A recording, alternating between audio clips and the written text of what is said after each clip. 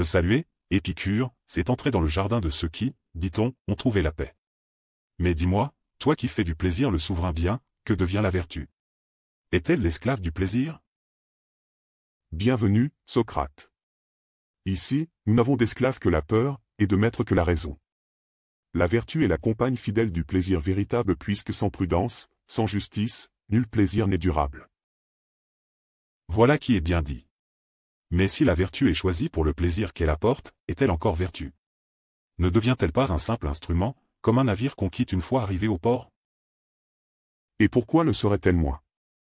Une chose peut être bonne en elle-même et aussi pour ses fruits.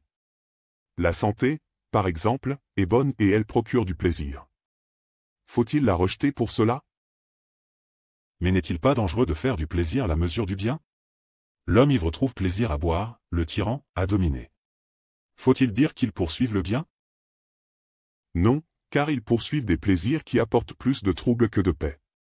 C'est la raison, Socrate, qui distingue les plaisirs naturels et nécessaires de ceux qui mènent à la servitude.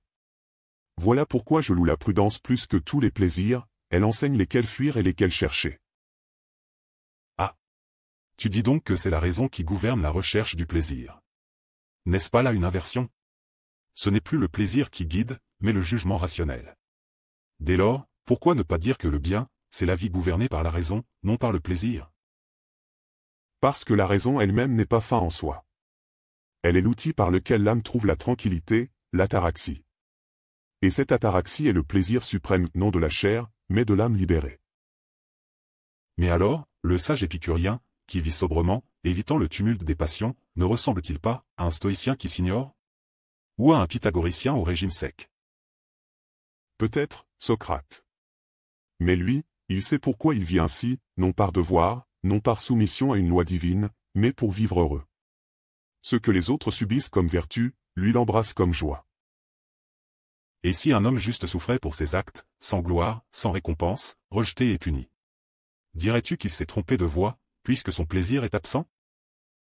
S'il a agi par conviction, et que son âme demeure en paix avec elle-même, alors même dans la douleur, il a goûté un plaisir supérieur, celui d'une conscience sans trouble. Je ne nie pas la souffrance, mais je sais qu'un esprit formé peut y échapper, même en elle.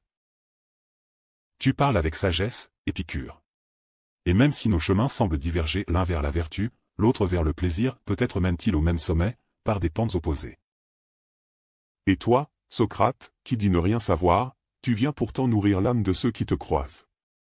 Reviens.